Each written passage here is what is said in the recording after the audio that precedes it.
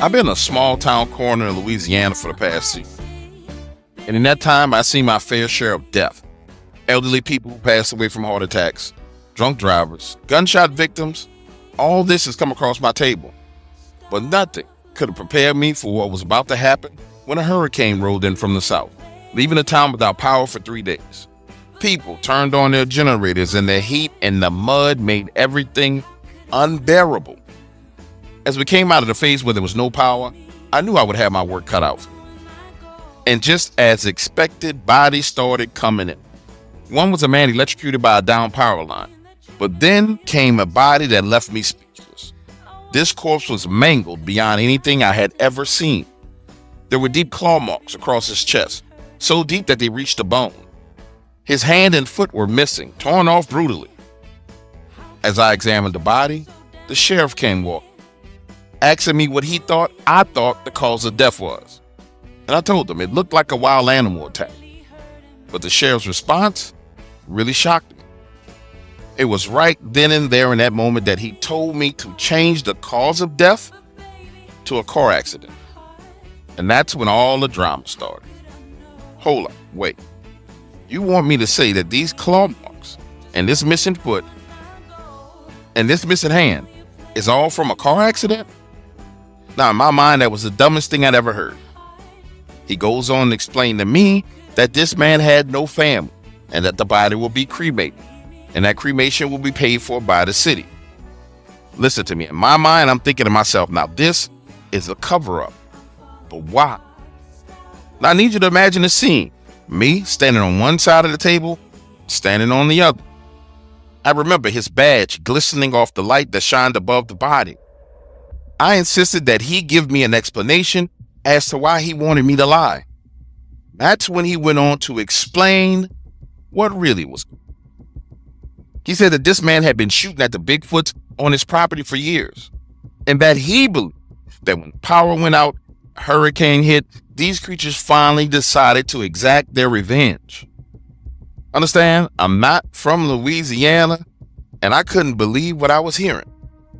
I personally didn't believe in Bigfoot.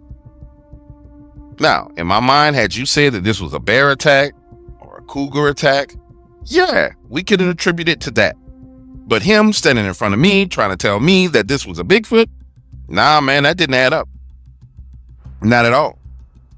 So I explained that to him. I say, sir, I understand what you want, but there is no way that I feel comfortable attributing this to a car accident. This is my career we are talking about here. Had you said bear, had you said cougar, okay, we could have compromised. But a car accident makes no sense. I wasn't trying to ruffle feathers. I wasn't trying to go against the man. It's just that the request that he made of me made no sense at all. Like in the back of my mind, if you got me taking this and turning it into a car accident, next thing you know, you're going to bring some poor kid's body in here that you done shot up 20 times, and you're going to tell me that was a car accident too. No. Right here, right now is where I decided to draw the line. You can see the anger on his face as he turned to walk out of the door. He says, well, the mayor's going to be in contact with you soon. Listen, now check this out.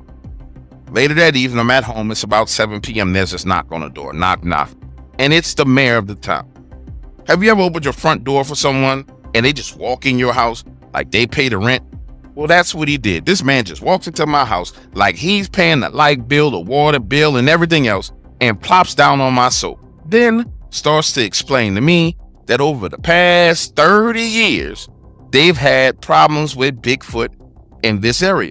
And that over that 30-year time span, they have always classified anything that happened with a Bigfoot as a car accident. Then he gives me an ultimatum. He tells me I have two options. I can play ball or I can lose my job. Imagine the nerve of this man walking up in my house telling me this. Understand, at this point, I'm pissed. And again, I admit I'm not from this town. But in my mind, like I told you before, if I let them get away with this, next thing you know, they're going to lynch somebody. They're going to shoot somebody. They're going to do something, and I'm going to be the person to cover it up. And guess who all that falls on? It all falls on me. I say, listen, Mayor, I need you to understand. I can do this as a bear, as a cougar. I'm willing to do it as anything else, but I'm not doing it as a car accident. He sits back on my sofa, takes a deep breath, and says, listen, son, I told you before, this town is known for Bigfoots. He says, then we have all these internet punks who think they field researchers and investigators. If they get wind of this, our town is going to be packed with a bunch of dumb SOBs running around in the woods. And we'll have even more bodies on our hands. Trust me, make it a car accident. That's when he stands up and begins to walk towards the door. As he's walking out of the front door, I'm thinking to myself, man, something weird is going on here. This is crazy. Let me at least pretend like I'm willing to compromise. So I look at him and say, sir, I tell you what, give me tonight to think about it. We'll talk about it tomorrow. Now catch this, the next day I go to work, the sheriff is there again. But this time he's with this little old lady named Barbara. He says, Barbara, tell him what happened to your grandson. And the words that came out of Barbara's mouth shocked me to my core. Because she explained that 5 years ago, her grandson went on one of those Bigfoot websites and posted pictures of these things in the woods near their house. Well, the next thing she knew, there were 10 people in the woods.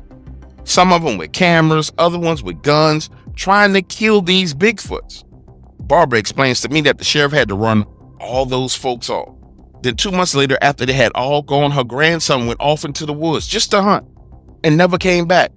A search party looked for him for 3 days. And when they finally found him, he was torn to shreds. Understand, listen to me. This woman is telling me this story with tears in her eyes. And when she's done, she turns and walks out. And the sheriff looks at me and says, son, I know you think this doesn't make sense, but I'm asking you to do this for the sake of our entire town. Now I find myself in a situation where I'm completely perplexed. And over the next few hours, I think about it. Call the sheriff back and I told him, listen to me, I'm going to do this, but you ever come up in here trying to cover up a murder or some police brutality, I'm going straight to the FBI. You understand me? Calmly, he says on the phone, son, we don't have problems like that around. You won't have a problem like that. So guess what I did? I changed the cause of death to a car accident. That body was cremated. When it was all said and done, I couldn't help but feel like I was corrupt, like I was filthy, like I was dirty. Then one night, the sheriff came by my house knocking on the door and said he had something to show me. This man shows me the dash camera footage from one of his officers who was out on the call. And this giant 9-foot tall creature walks across the road.